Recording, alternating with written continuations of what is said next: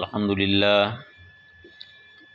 للہ نحمده ونستعینه ونستغفره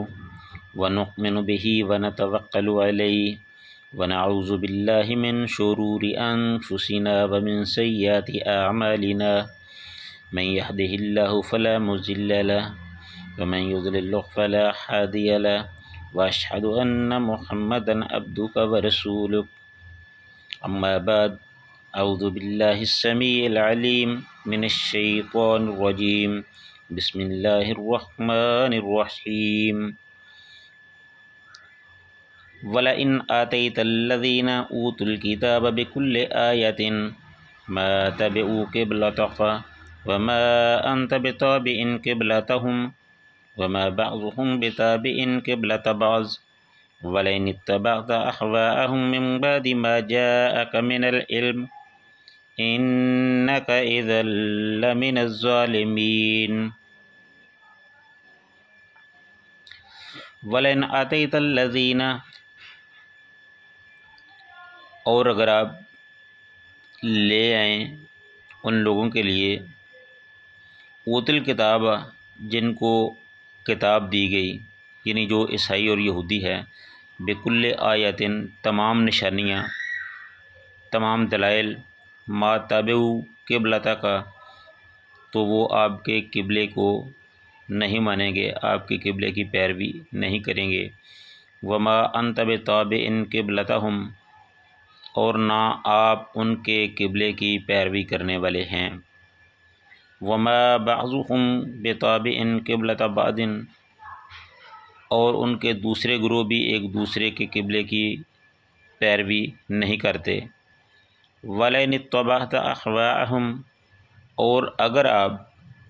پیروی کریں گے ان کی خواہشات کی، مِن بَعْدِ مَا جَاءَكَ مِنَ الْعِلْمِ اس کے بعد کہ آپ کے پاس اللہ کا علم آ جائے، إِنَّكَ إِذًا لَمِنَ الظَّالِمِينَ تو آپ بھی بے شک آپ بھی ظالموں میں سے ہوں گے۔ صدق اللہ العظیم۔ ہر قسم کی حمد و ثنا اللہ تعالیٰ کی ذات کے لیے جو سارے جہانوں کا خالق و مالک ہے، پیدا کرنے والا ہے، اور لاتعداد بے شمار درود و سلام رسول اللہ صلی اللہ علیہ وآلہ وسلم کے لیے جو سارے نبیوں کے امام اور سردار ہیں اور جو ہمارے ہادی و رہبر پیر و مرشد ہیں، اللہ تعالیٰ ان پر اپنی لاکھوں کروڑوں رحمت نازل فرمائے، آمین۔ جیسا کہ کل ہم نے قبلہ کے حوالے سے، تحویل قبلہ کے حوالے سے پڑھا تھا کہ کس طرح اللہ کے رسول کی چاہت تھی کہ بیت اللہ کو قبلہ بنا دیا جائے، اور اللہ تعالیٰ نے کس طرح رسول اللہ صلی اللہ علیہ وسلم کی چاہت کے مطابق بیت اللہ کو قبلہ بنایا۔ تو یہ آیت بھی اسی آیت کا سمجھ لیں کہ یہ اگلا حصہ ہے، دوسرا سٹیپ ہے۔ یہ اہل کتاب کے بارے میں فرمایا گیا ہے کہ جہاں تک تو مسلمانوں کا معاملہ تھا وہ تو اس بات پر راضی ہو گئے، لیکن جہاں تک غیر مسلموں کا معاملہ ہے ان کے بارے میں فرمایا گیا، وَلَئِنْ آتَيْتَ الَّذِينَ أُوتُوا الْكِتَابَ بِكُلِّ آیَةٍ کہ وہ لوگ جو عیسائی اور یہودی ہیں، اہل کتاب ہیں،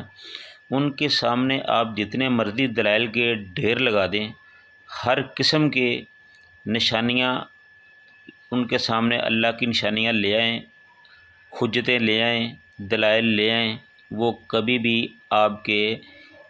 قبلے کی پیروی نہیں کریں گے، ما تابعوا قبلتک وہ آپ کے قبلے کی پیروی نہیں کریں گے، کیونکہ وہ بطور قوم آپ کو ماننے کے لیے تیار ہیں ہی نہیں۔ وہ جانتے ہوئے بھی، پیچھے اللہ تعالیٰ نے کہہ دیا ہے نا کہ لَيَعْلَمُونَ أَنَّهُ الْحَقُّ وہ جانتے ہیں کہ اللہ کی طرف سے یہ حق ہے، لیکن اس کے باوجود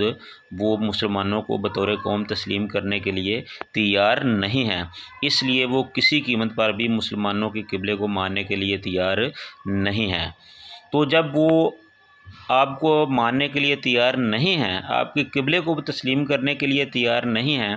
تو پھر وما انت بتابع قبلتہم، تو پھر آپ بھی ان کے قبلے کو نہ مانیں، ان کے قبلے کی پیروی نہ کریں۔ یہ اس لیے نہیں کہ ضد کی وجہ سے ہے، نہیں، بلکہ یہ اس لیے ہے کہ حق اور باطل کو ایک دوسرے سے الگ کر دیا جائے۔ وہ حق کو سمجھتے ہوئے بھی حق کا ساتھ دینے کے لیے تیار نہیں ہیں، تو پھر ہمیں چاہیے کہ ہم حق کو لے کر اپنے ساتھ لے کر ایک سائڈ پہ ہو جائیں اور باطل کو ایک سائڈ پہ کر دیں، لوگوں کو حق اور باطل کے فرق کا پتہ چل جائے۔ اور پھر آگے اللہ تعالیٰ نے اس کی وضاحت کی ہے کہ یہ صرف یہی نہیں ہے کہ وہ مسلمانوں کے قبلے کو نہیں مانتے، عیسائی اور یہودی صرف مسلمانوں کے قبلے کو نہیں مانتے، بلکہ اللہ تعالیٰ نے فرمایا وَمَا بَعْضُهُمْ بِتَابِعٍ قِبْلَةَ بَعْضٍ، وہ سب ایک دوسرے کو بھی ماننے کے لیے تیار نہیں، وہ ایک دوسرے کے قبلے کو بھی ماننے کے لیے تیار نہیں۔ یہودیوں کا قبلہ الگ ہے، عیسائیوں کا قبلہ الگ ہے، لیکن وہ اسے بھی ماننے کے لیے تیار نہیں ہے۔ عیسائیوں کا قبلہ قبۃ الصخرہ ہے اور عیسائیوں کا قبلہ بیت اللحم ہے،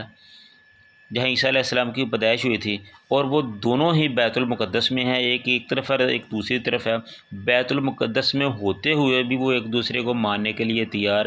نہیں ہے۔ جب وہ ایک دوسرے کو ماننے کے لیے تیار نہیں ہے تو جو ہمارے تو وہ سب سے بڑھ کر دشمن ہے، ہمیں کیسے مان سکتے ہیں؟ تو یہ ساری باتیں کرنے کے بعد اللہ تعالیٰ نے واضح کر دیا کہ وَلَئِنِ اتَّبَعْتَ أَهْوَاءَهُمْ، کہ آپ نے ان کے ساتھ کسی قسم کا کوئی کمپرومائز نہیں کرنا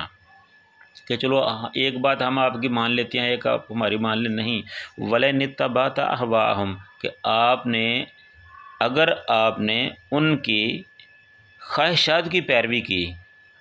جو وہ چاہتے ہیں، اگر ان کو راضی کرنے کی کوشش کی، اس کا ترجمہ یہ سمجھ لیں کہ آپ نے اگر ان کو راضی کرنے کی کوشش کی، من بعد ما جاءک من العلم، اس کے بعد کہ آپ کے پاس اللہ تعالیٰ کی طرف سے علم آ جائے، انک اذا لمن الظالمین، تو بے شک آپ بھی ظالموں میں سے ہوں گے۔